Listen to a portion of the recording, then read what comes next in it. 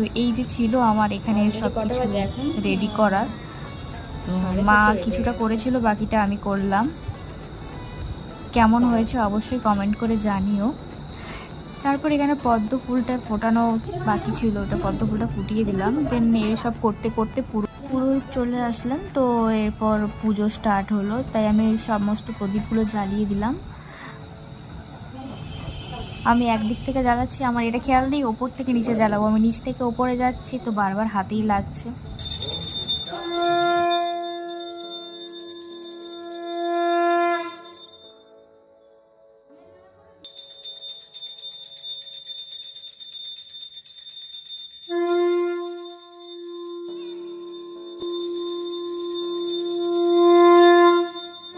তো পুজো কমপ্লিট, এবার সবাইকে ভোগ দেওয়ার পালা। তো আজকের ভোগ ছিল এটাই, পুজোর প্রসাদ।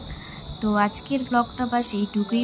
আমাদের বাড়ির পুজোটা ঠিক এইভাবেই হয়। আজকের ব্লগটা কেমন লাগলো অবশ্যই কমেন্ট করে জানিও, আর যদি ভালো লেগে থাকে অবশ্যই লাইক করে দিও, বন্ধুদের সঙ্গে শেয়ার করে দিও। টাটা।